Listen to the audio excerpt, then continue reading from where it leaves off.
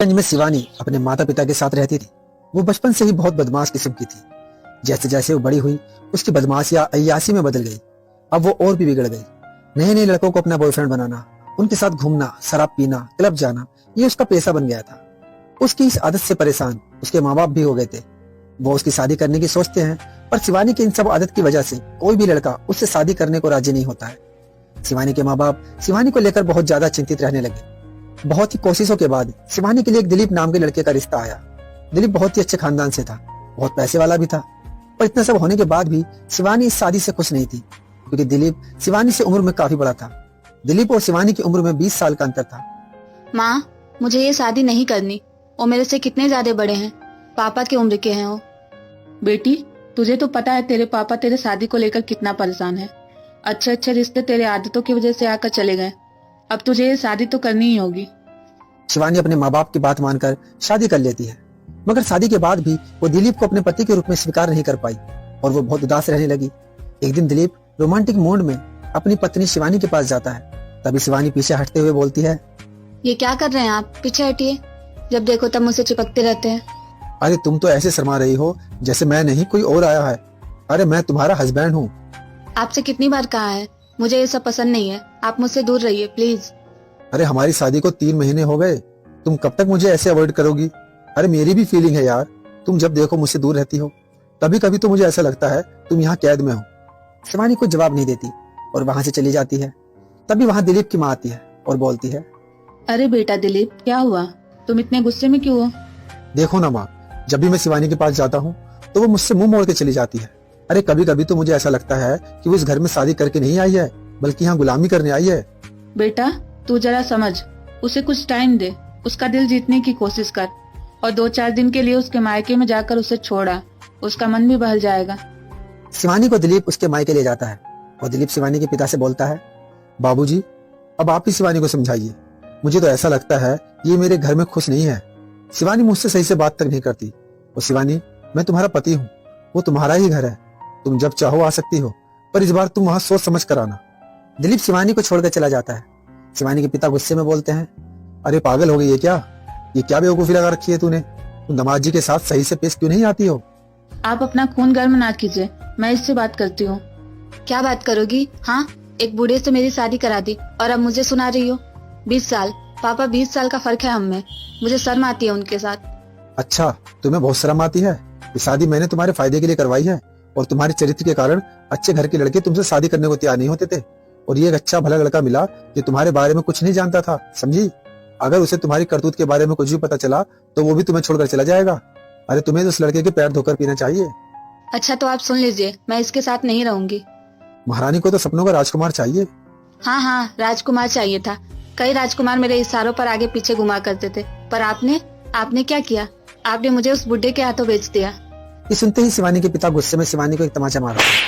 हाँ हाँ, मारिए मुझे, मैं इसी लायक हूँ।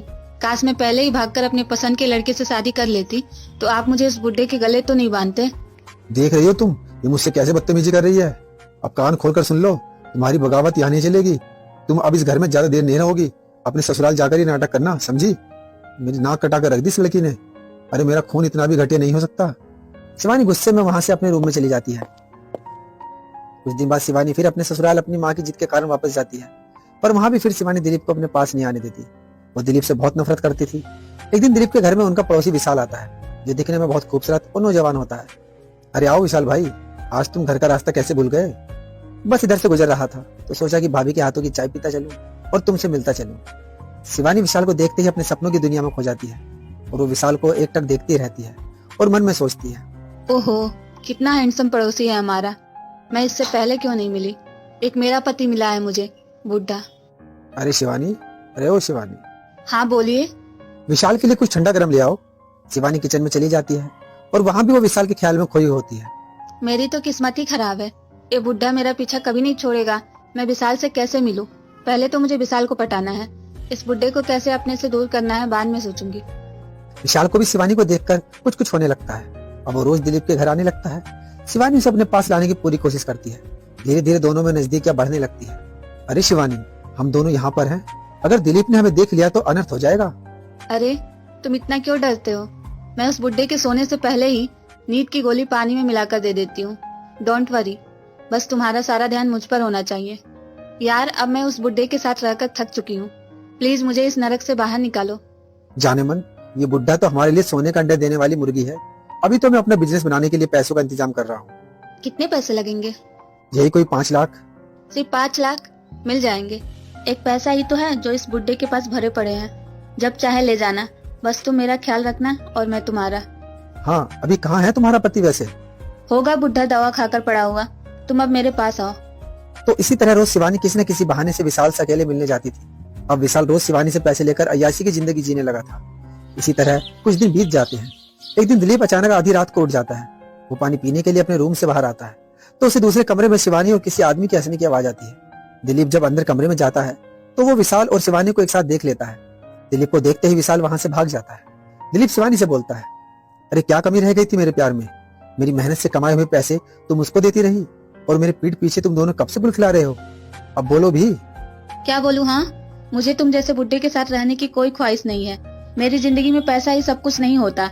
मेरी फूटी किस्मत जो मेरे माँ बाप ने तुम जैसे बुड्ढे को मेरे पल्ले बांध दिया।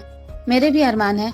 मैं तुम्हारे साथ रहती हूँ तो मुझे लगता है कि मैं अपने बाप की उम्र के आदमी के साथ रह रही हूँ। छी, ऐसी जिंदगी मुझे नहीं गुजारनी। अच्छा, तो तुम मुझसे इतनी नफरत करती हो?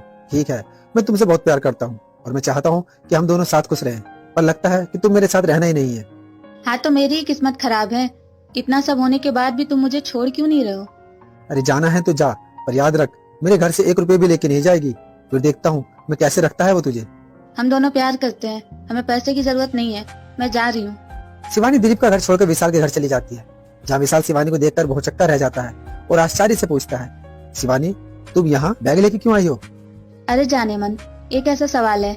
मैं उस बुड्ढे को छोड़कर तुम्हारे पास आई हूँ, हमेशा हमेशा के लिए। चलो अब हम जल्दी से शादी कर लेते हैं। शादी? ये क्या बोल रही हो तुम? अरे मुझे तुमसे कोई शादी नहीं करनी।